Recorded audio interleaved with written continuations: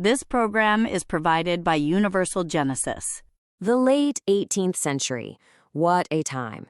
On one hand, you've got this incredible confidence. Science and reason felt like they were about to unlock every secret of the universe.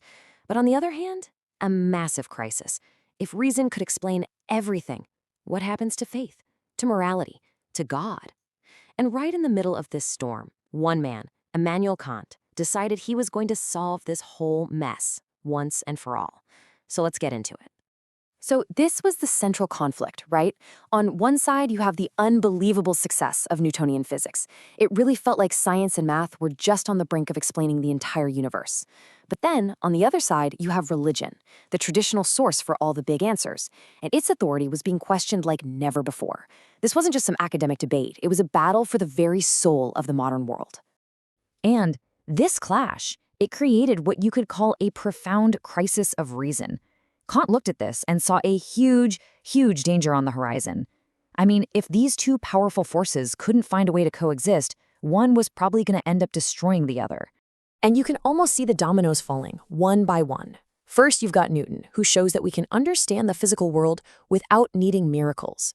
Then comes Locke, who argues that all our knowledge comes from experience, not some divine message from on high. That directly challenges the whole idea of the divine right of kings.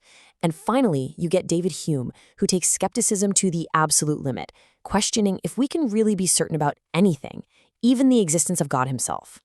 And that brings us right to the heart of Kant's dilemma. Look, he loved the power of reason in science. He couldn't deny it. But he also saw that if you just let reason run completely wild, it could tear down the very foundations of morality and faith, leaving society with absolutely nothing to stand on. So, what do you do? Well, Kant's solution was frankly brilliant. Instead of picking a side in this war between science and religion, he decided to do something completely different. He decided to draw a new map, one with carefully defined borders for each. His first big move, which he laid out in his masterpiece, The Critique of Pure Reason, was to give science its own protected territory. He wanted to nail down precisely what science can know and, maybe even more importantly, what it can't. So how'd he do it? Well, he argued that human reason has these built-in limitations, kind of like a computer. First off, our input is limited.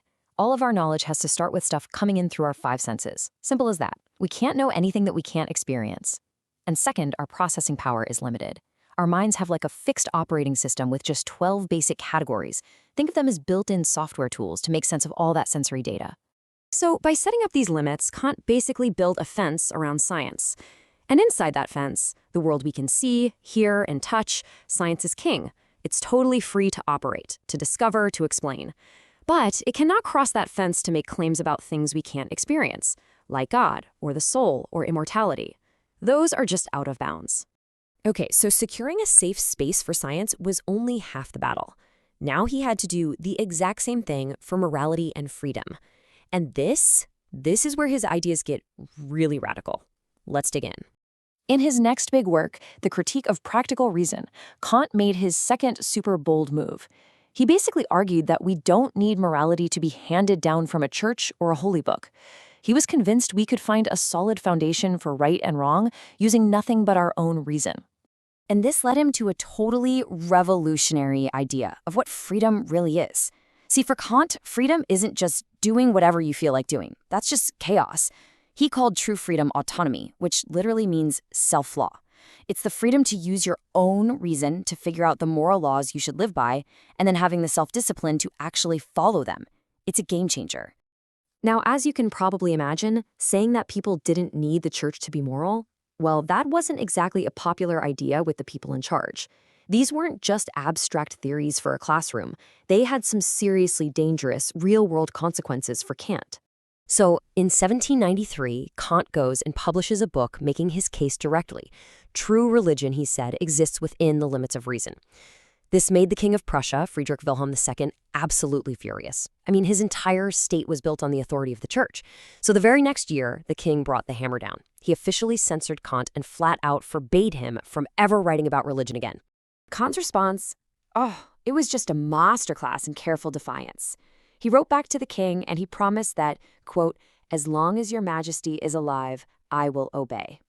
Now, on the surface, that sounds like total surrender, right? But listen very, very closely to that wording. Because here is the brilliant punchline. In 1797, the king died. And just 1 year later, in 1798, what does Kant do? He immediately publishes The Conflict of the Faculties, which was his most direct and powerful attack yet on state and religious control.